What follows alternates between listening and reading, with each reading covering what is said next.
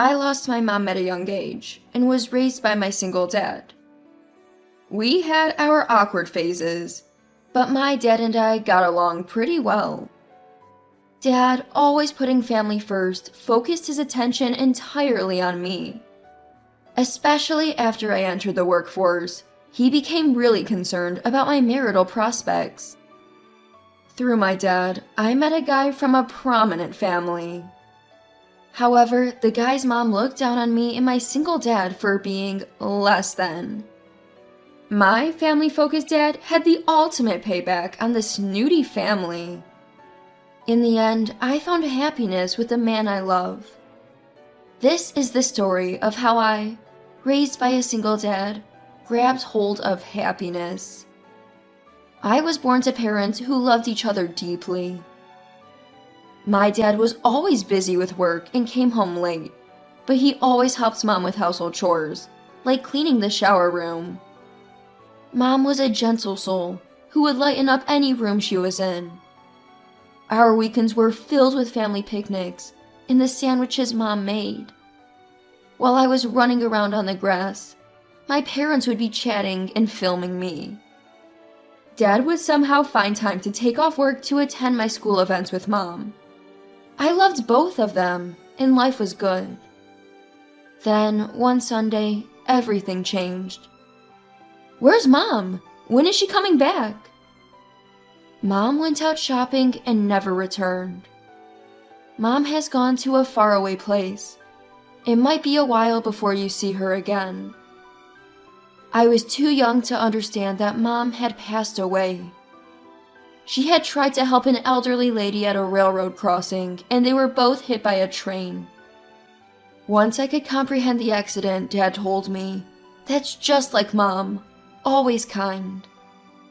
Life for Dad and me started anew, just the two of us.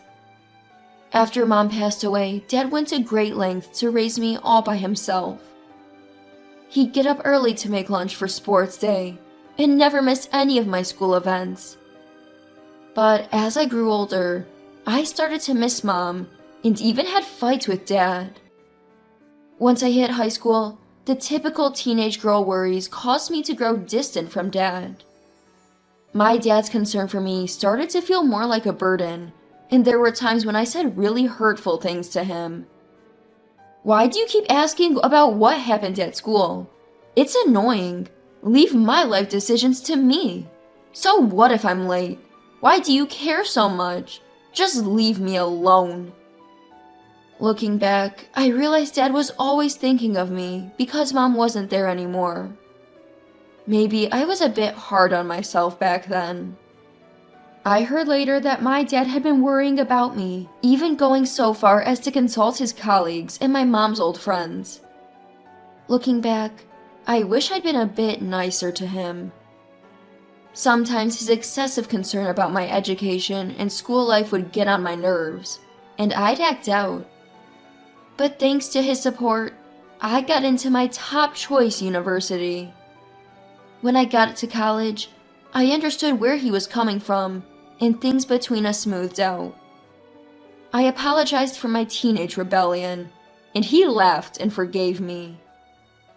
Around the time I started college, Dad started coming home a bit earlier. I often cook dinner ahead of time, and we eat together after reheating it. By then, we could also reminisce about Mom. I remember how happy he always looked when he heard about my college life. Come to think of it, ever since Mom passed away, he's only ever wanted to hear about my life, never talking about his work or complaining about anything. College was a good chapter for me and Dad. I joined the tennis club and really enjoyed it. I even confessed my feelings to a cool senior and had a relationship. When I told Dad about my boyfriend, he was both excited and cautious, saying, "Be careful, let me know if anything happens. Marriage comes after graduation." Unfortunately, that relationship ended within 6 months due to misunderstandings. But I'm still in touch with Nicholas and Olivia, classmates I met through the tennis club. It was a really close-knit and fun group. I had always dreamed of becoming a teacher. After college, I was able to fulfill that dream. I was 4 years into my career as an elementary school teacher. I'd been living on my own ever since I started teaching. Seeing my dad's face after such a long time was a shock. He seemed to have aged so much in just a year. His face was wrinkled and he had more gray hair. Even picking up a magazine seemed to be a struggle for him. "Dad, let me get that for you." I offered, helping him around the house. He told me not to, but I went ahead and changed all the light bulbs in the house. Both he and I felt his decline. "Hey, Lily, how about settling down? You haven't dated anyone since you broke up with your tennis club senior. It'll give me peace of mind.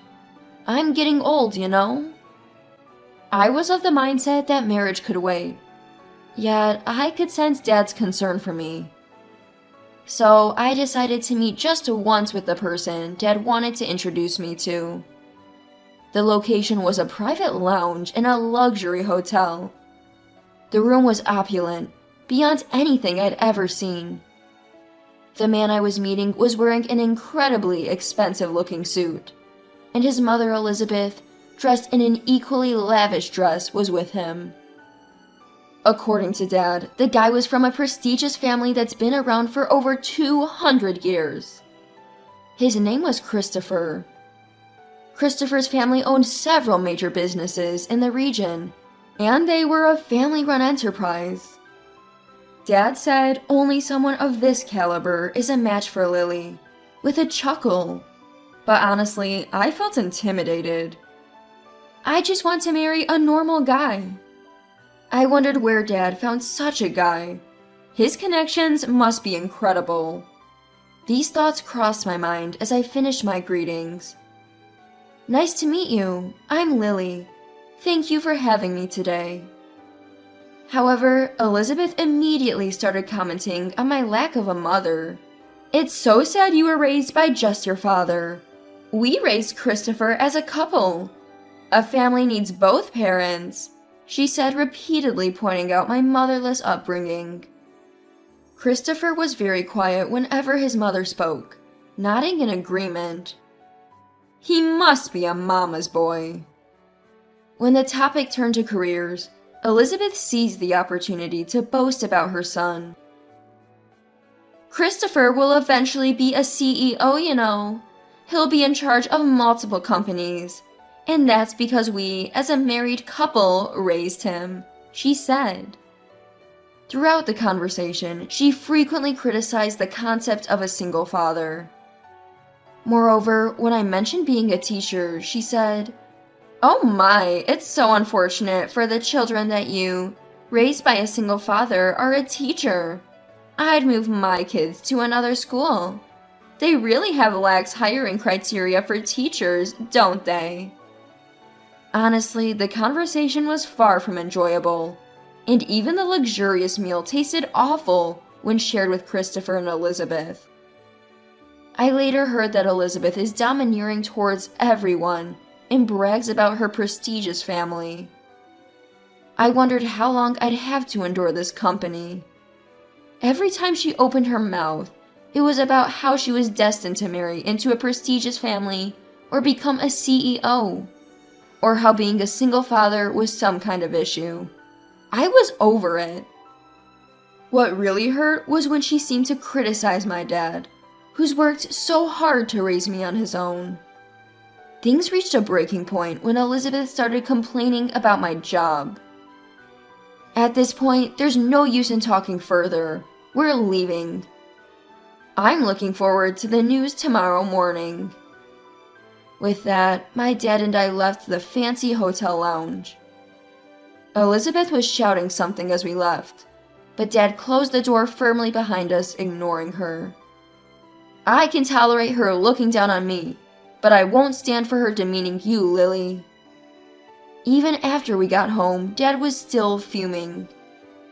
The next morning, it turned out that Dad's threat about the news wasn't empty. You see, my dad is the chairman of one of the country's leading corporations, But unlike that woman, he's never bragged about it. He didn't even mention it during the introduction, keeping quiet about his influential role. After that disastrous dinner, Dad started the process of acquiring part of Christopher and Elizabeth's company. The sudden move sparked internal strife within their organization, splitting people between our side and theirs. Many employees had already been dissatisfied with their family-run business, which ultimately fell apart because of Dad's actions. In the end, it seems that Christopher, his father, and his mother were ousted from their roles as heads of the corporate group. Elizabeth took great pride in being from a prestigious family and owning a corporate conglomerate. When her family empire started crumbling, word got around that she couldn't handle it and had a breakdown. I'm sorry for the unpleasant experience. Let's stop with these matchmaking setups. Lily, find someone you love and marry when you're ready, Dad later told me. He never again pushed me to consider marriage. I was also wary of any more introductions for potential marriage partners. But surprisingly, I found myself getting married sooner than expected. I mentioned the whole matchmaking debacle to Nicholas and Olivia, friends from my social circle. Nicholas suddenly confessed his feelings for me. Actually, I've liked you for a while. I'd rather you date me than be set up with some stranger. Nicholas had liked me since college, but gave up because I was dating someone else back then. He hadn't found the right timing to confess until he heard about the matchmaking, which apparently spurred him into action. Lily, will you marry me? I promise to make you happy. After dating for about 6 months, Nicholas and I decided on a rushed marriage. Nicholas isn't from a prestigious family, nor is he wealthy. He's just an average guy, from an average family, working at an average company. When Dad introduced me to the son of a prestigious family, he said, Lily needs someone of this caliber to match her. I was worried that he'd oppose Nicholas, but all he did was tear up and say, if Lily chose him, I trust her judgment. Make my daughter happy. Take good care of her. Our wedding was filled with college friends, a lot of other friends, and work colleagues. Seeing me like that, Dad looked genuinely happy. Fast forward a few years. Nicholas and I have been blessed with a son and a daughter. We don't live with Dad, but we make it a point to visit him during extended holidays with the kids. Dad told me he's finally at ease now that I'm standing on my own 2 feet. When he sees his grandchildren, his face lights up even more than usual. I'm so glad that we can bring joy to Dad by showing him our kids. Turns out, Dad had been secretly frequenting a bar and ended up remarrying one of the staff there. I was initially shocked that he remarried after 60, but I'm happy he found new joy. Dad claims he's still got plenty of steam left, but lately he seems to enjoy mentoring the next generation. As for that one's prestigious family, they might have been ousted from their business, but they still have money, so they're probably still around somewhere. However, because Elizabeth was always boasting and acting high and mighty, they must have accumulated a lot of ill will. They might be living quietly and hiding now.